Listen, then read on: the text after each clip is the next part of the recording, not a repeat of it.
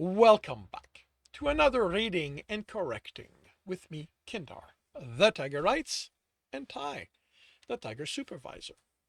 These are where I read a chapter from one of my stories and correct it as I go. If you want to listen to these live, it's every Tuesday morning, 8 a.m. Eastern Time on Twitch. And if you are looking to support me, that is on my Patreon. Today we are doing chapter 31 of Once Broken. The clacking of stone being laid on stone was a distraction. He wanted to get down from the house's roof and tell Tristan to get it over and done with already, but he was almost done. If Alex was the reason Tristan lost it and tore the wall down yet again, he had no idea what he'd do. So he looked at the skies and kept his hope to himself. The hopes that the next time he looked down, Tristan would look back at him, cold and calculating, working out if Alex was worthy of keeping around. Maybe, maybe not. Probably not. The image of Tristan screaming that he hated him kept bouncing in Alex's head. All he wanted was for the waiting to be over. He wanted to know his place again, that it'd be taking orders or being dead. Either way, he'd be done with this dread that kept pooling at the bottom of his stomach. He would know what Tristan had decided. He searched the sky, adjusting the binoculars to see as far as possible, trying to get every second of warning. The attack was coming. He could feel it in his bones. Any day now, hovers would approach, enough to overwhelm the people in the town, to subdue them, kill them. And no one here understood that. Their experience of the universe was too narrow to grasp that not everyone thought the way they did.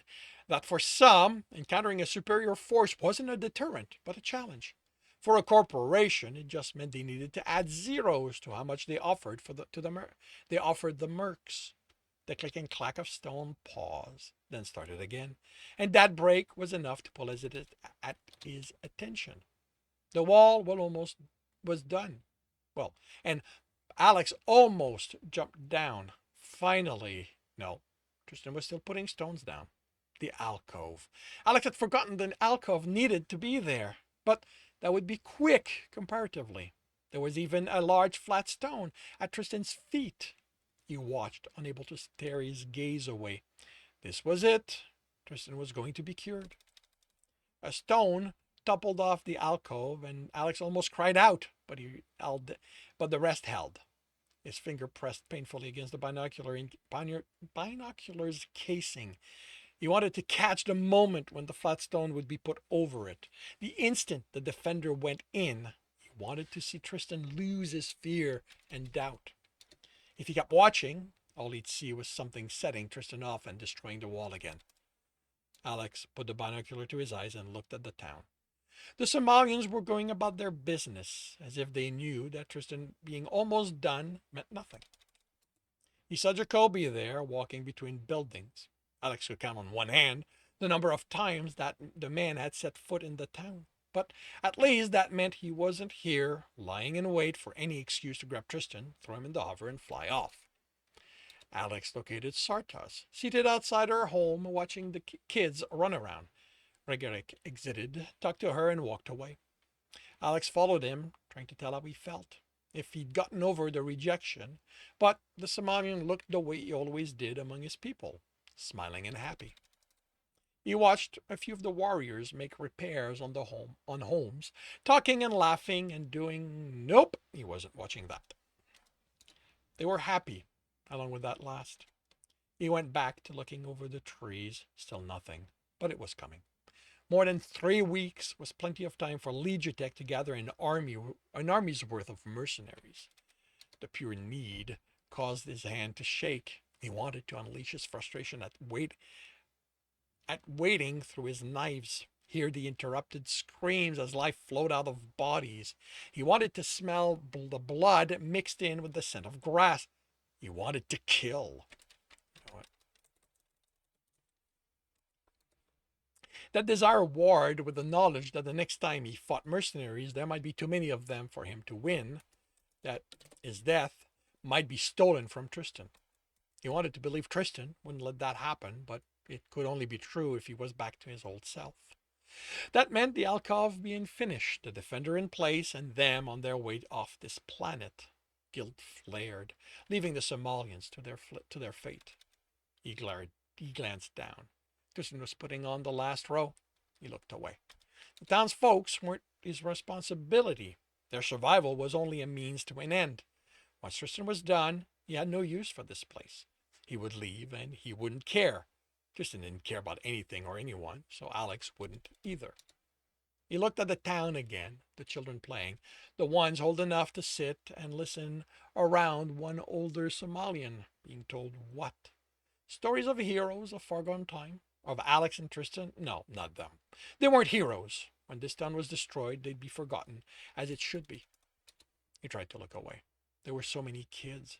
Children who hadn't asked to be involved in this, who the corporation would ground under the weight of its greed. They aren't my responsibility, he reminded himself. The click-clack of stones stopped.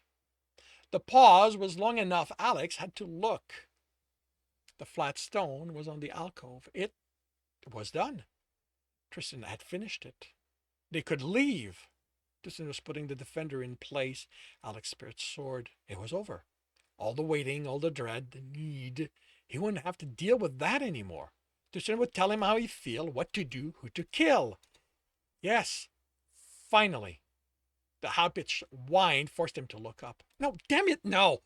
He searched over the trees. They couldn't attack now. Not when he was about to get Tristan back. The whine intensified, but he couldn't see the approaching hover. Where were they? Was it his imagination? His fear of finally being done here? No. The sound was real. The binocular registered it too, but the direction was up. He pulled the binocular away and searched the sky above him, and a different kind of dread formed.